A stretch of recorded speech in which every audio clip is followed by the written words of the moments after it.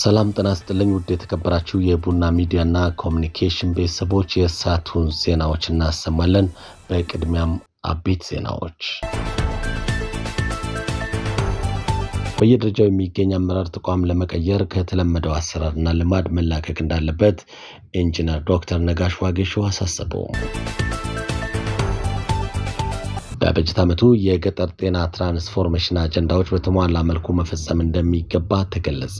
የደቡብ ምዕራብ ኢትዮጵያ ሕዝቦች ክልል የጤና ቢሮ ዘላቂ ኢንቨስትመንት እና ፈጠራ ለጤናው ዘርፍ ይመርታ በሚል መሪ ቃል ያዘጋጀው የጤና ሴክተር ጉባኤ በታርጫ ከተማ ተካሂዷል። በህንድ ከባድ ፍንዳታ መከሰቱ ተሰማ። የሱዳን ጦር አዛዥ ጀነራል አልቡርሃን የፈጥኖ ደራሽ ኃይሉ መሳሪያውን እስካላስቀመጠ ድረስ የሚኖር የሰላም ስምምነትና ንግግር እንደሌለ ተናገሩ። የሚሉት አበይት ዜናዎቻችን ናቸው። ወደ ዝርዝሩ አልፋለሁ። አማኑኤል ኃይሌ ነኝ።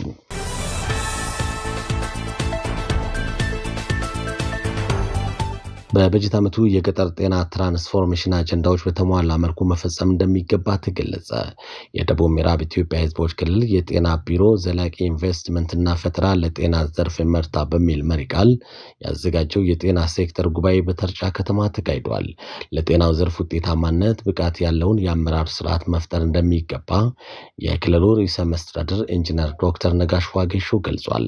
የጤና ዘርፍ ተልዕኮ በተሻለ መልኩ ለማሳካት የዘርፉ አመራር የተግባር ቁርጠኝነት ማጠናከር እንዳለበት ያነሱት ርዕሰ መስተዳድሩ በበጀት ዓመቱ የገጠር ጤና ትራንስፎርሜሽን አጀንዳዎች በተሟላ መልኩ መፈጸም እንደሚገባም አሳስበዋል።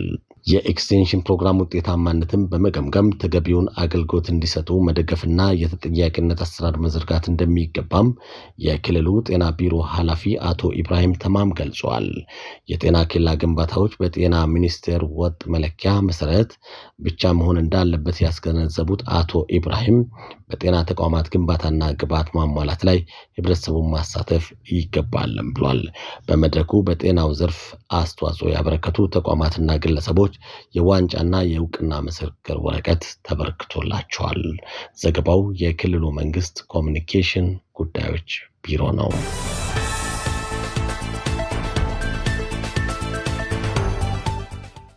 በሌላ ዜና በየደረጃው የሚገኝ አመራር ተቋም ለመቀየር ከተለመደው አሰራርና ልማድ መላቀቅ እንዳለበት ኢንጂነር ዶክተር ነጋሽ ዋጌሾ አሳስበዋል። የደቡብ ምዕራብ ኢትዮጵያ ሕዝቦች ክልል ትምህርት ቢሮ ሀገር በትውልድ ይገነባል፣ ትውልድ በትምህርት ይገነባል በሚል መሪ ቃል ሁለተኛውን የትምህርት አስተዳደር ጉባኤ በታርጫ ከተማ አካሂዷል። በገጠር ትራንስፎርሜሽን አጀንዳዎች የማህበራዊ ዘርፍ ተቋማት ደረጃ ማሻሻል አስፈላጊ እንደሆነ ያመለከቱት ርዕሰ መስተዳድር ዶክተር ኢንጂነር ነጋሽ ዋጌሾ በየደረጃው የሚገኝ አመራር ተቋም ለመቀየር ከተለመደው አሰራር ልማድ መላቀቅ አለበትም ብለዋል። ትምህርት ቤቶችን ጽዱና ውብ በማድረግ ለመማር ማስተማር ስራው ምቹ ማድረግ እንደሚገባ ያስገነዘቡት ርዕሰ መስተዳድሩ ከመምህራን ጋር የሚገጥሙ ችግሮችን በግልጽ ውይይት መፍታት እንደሚገባም አጽንኦት ሰጥቷል። የትምህርት ዘርፍ ውጤታማነት ማነስ አሳሳቢ በመሆኑ የዘርፉ አመራሮች ቀርበው ሴክተሩን በመደገፍ ማብቃት እንደሚገባ ነው በምክትል ርዕሰ መስተዳድር ማዕረግ የክልሉ ማህበራዊ ክላስተር አስተባባሪና የትምህርት ቢሮ ኃላፊ አቶ አልማዝ ዘውዴ የገለጹት። ትምህርት የትውልድ ግንባታ ጉዳይ በመሆኑ በየደረጃ ያሉ አመራሮች ለትምህርት ስራ ተገቢውን ትኩረት መስጠት እንደሚገባም አቶ አልማው ገልጾ በቀጣይነትም የተጠያቂነት አሰራር ይዘረጋልም ብለዋል። ቢሮ በ2017 የትምህርት ዘመን በሀገር አቀፍ ፈተና ከፍተኛ ውጤት ላስመዘገቡ ተማሪዎች እንዲሁም በትምህርት ልማት አስተዋጽኦ ላበረከቱ የባለድርሻ አካላት የማበረታቻ ሽልማትና የምስክር ወረቀት ሰጥቷል። ዘገባው የክልሉ መንግስት ኮሙኒኬሽን ጉዳዮች ቢሮ ነው።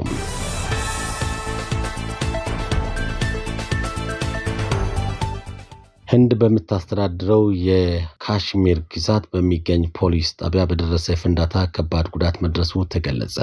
በፍንዳታው የ9 ሰዎች ህይወት ሲያልፍ 32 የሚሆኑት መቁሰላቸው ታውቋል። ከሟቾቹ አብዛኛዎቹ የፖሊስ መኮንኖች መሆናቸውን የገለጸው የግዛቲቱ አስተዳደር ቁስለኞቹ በከባድ ሁኔታ ውስጥ እንዳሉም አስታውቋል።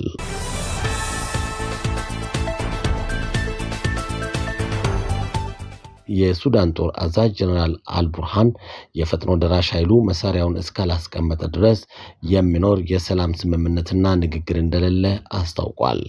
አልቡርሃን ኃይሉ መሳሪያውን ሳያስቀምጥ የሚኖር ንግግር እንደሌለና ኃይሉም ሆነ የሚደግፋቸው በሱዳን ተቀባይነት እንደሌላቸው ገልጿል። ጀነራሉ ወይ እናጥፋቸዋለን አሊያም ህይወታችን እስክንሰጥ እንዋጋለን ሲሉም ተደምጧል።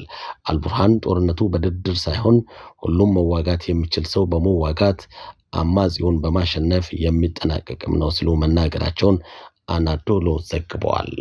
ከቡና ሚዲያና ኮሙኒኬሽን የሰዓቱ ዜናዎችን ነው የሚመስሉት። አማኑኤል ኃይሌ ዜናዎችን አቀርብ ያለው ጤና ይስጥልኝ።